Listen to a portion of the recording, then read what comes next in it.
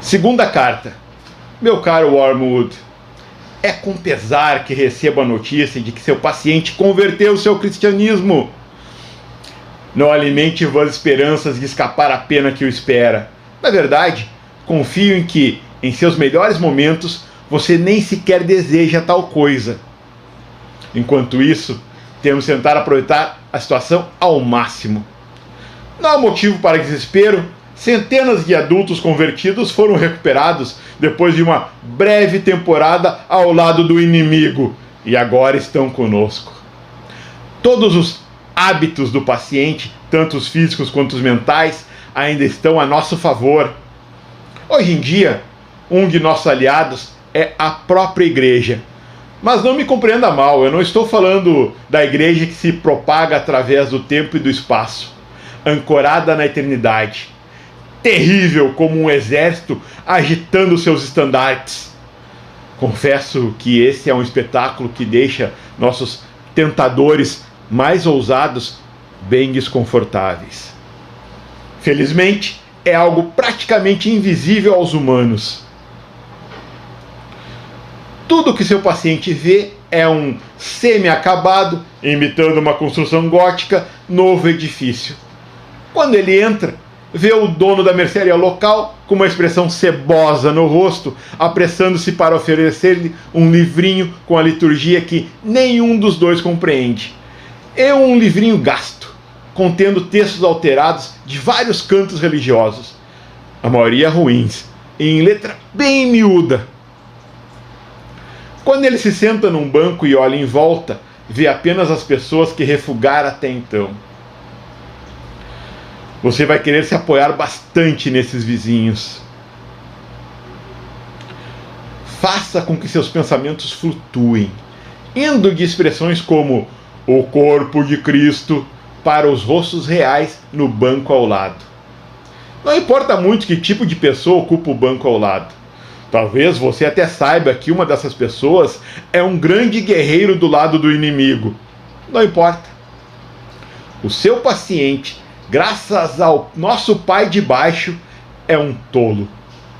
Se alguma dessas pessoas cantar desafinado, ou usar botas com soldados barulhentos, ou tiver queixo duplo, ou roupas estranhas, o paciente facilmente acreditará que a religião deles deve ser de algum modo ridícula.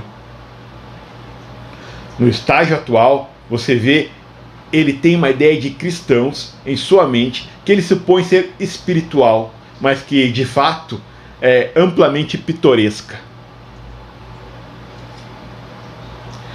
Sua imaginação está cheia de togas e sandálias e armaduras e pernas nuas, e o mero fato de as pessoas na igreja usarem roupas modernas é um verdadeiro obstáculo, embora, claro, isso seja inconsciente.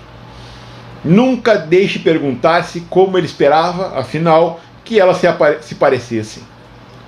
Por enquanto, deixe tudo confuso em sua mente, e você terá toda a eternidade para se divertir e proporcionar-lhe a peculiar clareza que o inferno traz. Portanto, trabalhe duro na decepção, ou o anticlímax, que certamente está chegando ao paciente durante suas primeiras semanas como membro da igreja.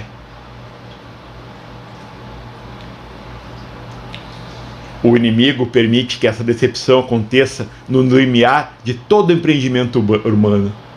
Ele acontece quando o menino que fica encantado no jardim da infância com as histórias da Odisseia começa a estudar seriamente a língua grega. Também acontece quando os amantes se casam e dão início à missão de aprender a viver juntos. E em todas as instâncias da vida, essa decepção marca a transição da aspiração sonhadora para a ação laboriosa. O inimigo prefere assumir esse risco porque ele tem essa fantasia absurda de transformar todos esses repugnantes vermezinhos humanos naquele que ele chama de seus servos e adoradores livres. Filhos é a palavra que utiliza. Com seu amor incorrigível que degrada todo o mundo espiritual através das ligações antinaturais com esses animais de duas patas. Ao desejar a liberdade deles, ele não aceita conduzi-los, por seus meros afetos e hábitos, até alguma das metas que ele mesmo estabeleceu para eles. Ele deixa que eles façam por conta própria. E é aí que está a nossa oportunidade. Mas lembre-se também, aí reside o nosso perigo.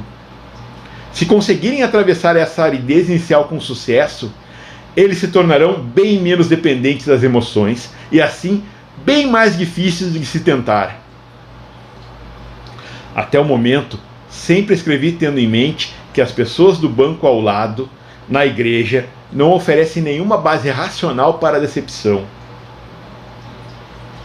Mas é claro que se o paciente souber que a mulher com chapéu ridículo é viciada em jogar bridge, ou que o homem com as botas barulhentas é um sovina, é um extorsionário, sua tarefa ficará bem mais difícil.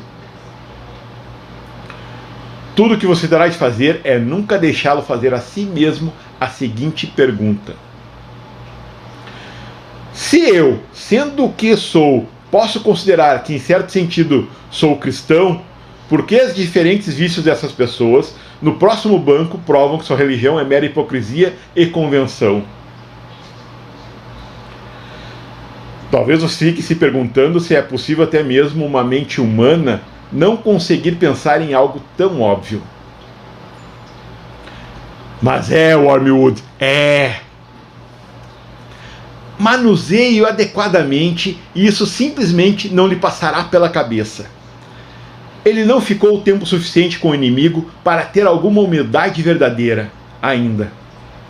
O que ele diz, mesmo de joelhos, sobre sua própria pecaminosidade, não passa de conversa de papagaio. No fundo, ele ainda acredita que tem bastante crédito junto ao inimigo por ter se convertido, e pensa que demonstra grande humildade e condescendência ao ir à igreja com esses vizinhos, triviais e presunçosos. Mantenham-se nesse estado de espírito máximo que puder. Afetuosamente, seu tio, Screwtape.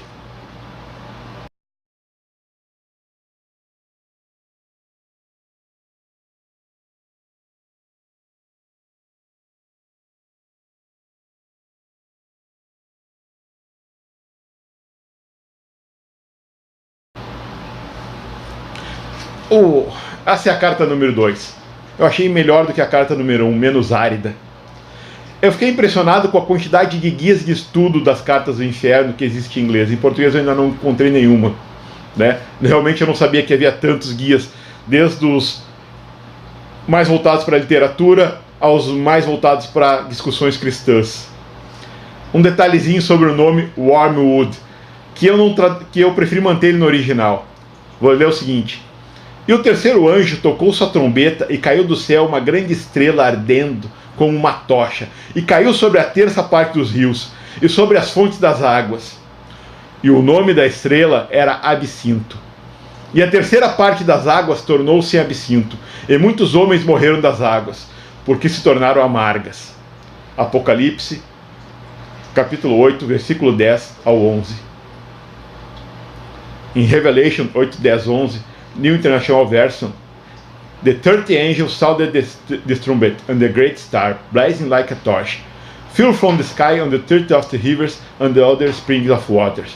The name of the star is Wormwood. The 30 of waters turned bitter, and many people died from the waters that had become bitter. Ou seja, Wormwood vem de um pequeno texto de Apocalipse. Desse texto tem coisas muito legais. Mesmo no inferno, erros têm consequências. E assim começa a carta. O que não é motivo para esmorecer ou se deixar derrotar. Ele diz bem claro: aproveite a oportunidade. Ninguém diz: agora vou cometer um erro. Então passamos a entender que o erro é percebido que erramos. É percebido que o erramos ao permanecer no erro. Olhe em volta e analise o que pode ser feito. Esse é o conselho dos mais experientes, mesmo dos demônios mais experientes. Algumas coisinhas legais, né? sobre os vizinhos e a igreja e a humildade. Quando a gente volta depois do nosso batismo na infância e retorna para a igreja, a gente acredita que só o fato de retornar à igreja nós já temos grandes créditos junto ao Criador. E ele está nos dizendo que não. Essa é só a primeira parte. É preciso trabalho duro para se manter firme no propósito. É o mesmo trabalho duro para todas as coisas que a gente faz. E ele dá um exemplo muito legal, né? E, lógico, vocês podem não ver ali, mas é um exemplo da vida dele. É alguém que na primeira infância se encantou com a Odisseia de Ulisses, Odisseia, e resolveu aprender por conta própria o grego. Quem nunca tentou aprender algo e desistiu porque era difícil? Eu posso citar um monte de coisa. Minha guitarra está parada ali no canto ainda, né? Quem sabe um dia eu dou mais empenho para ela e me permito errar e voltar. E essa é a parte importante desse primeiro ensinamento. Pare tanto de fazer julgamento das pessoas à tua volta. Para de pensar as motivações delas, né? Aceita a pessoa que está do teu lado no banco e simplesmente comungue com ela no mesmo sentido. Ou seja, aproveita as pessoas que estão à tua volta, aprende com elas e direciona o teu pensamento a esse aprendizado e a não cometer mais erros. É difícil. Eu sei muito bem. Existem centenas de coisas que eu comecei e não consegui ir adiante. Muitas delas porque esse não era o momento de seguir adiante, me faltava aquela força de espírito. É isso que ele coloca. O que permite transformar o trabalho laborioso, né, o sonho inicial de algo, transformar em trabalho laborioso, ou seja, trabalho laborioso é um pleonasmo, é que eu adoro pleonasmos. Transformar em trabalho duro, do trabalho duro em ascensão e conseguir é a força do espírito. Força espiritual é uma mente reta, uma mente com propósito, uma vontade com propósito. Transforma a vontade em ação. Quantas vezes não disse, eu queria tanto fazer tal coisa, eu queria tanto fazer tal coisa, e a pergunta é, e por que eu nunca fiz? É difícil.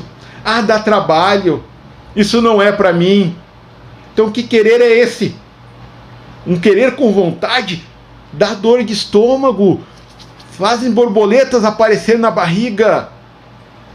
E é o trabalho duro que faz isso se tornar realmente grande. Reveja as coisas que você está fazendo. Qual delas pode ser transformado em virtude? Não existe trabalho, não existe virtude sem trabalho. Tchau, muito obrigado.